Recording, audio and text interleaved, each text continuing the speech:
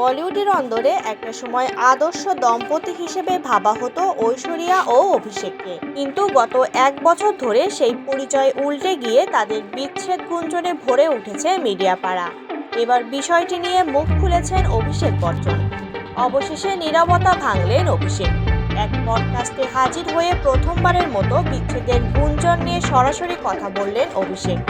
বিচ্ছেদের গুঞ্জনকে মিথ্যা ও বানানো বলে অভিহিত করেন অভিষেক বচ্চন।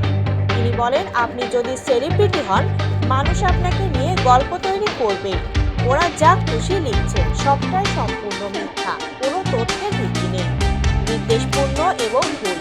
বিয়ের আগেও এরা সিদ্ধান্ত নিচ্ছিল কবে আমাদের বিয়ে হবে, আর বিয়ের পর ঠিক করছিল কবে আমাদের ডিভোর্স হবে। সব বাজে কথা। সে আমার সত্য জানে, আমি তার সত্য জানি। আমরা সুখী সুস্থ পরিবারে ফিরি, ওটাই সবচেয়ে গুরুত্বপূর্ণ। যদি এসবের মধ্যে কোনো সত্যতা থাকতো তাহলে আমার খারাপ লাগতো, কিন্তু লাগে না। সম্মান রেখে বলছি, মিডিয়া অনেক সময়ই ভুল করে। তিনি আরও বলেন, আমাকে এমনভাবে বড় করা হয়েছে যে মিডিয়াকে দেশের বিবেক মনে করি। তবে দিনের শেষে ভুলে গেলে চলবে না, আপনি কারো সন্তান, কারো বাবা, কারো স্বামী, কারো স্ত্রী সম্পর্কে লিখছেন। দায়িত্ববোধ থাকা জরুরি।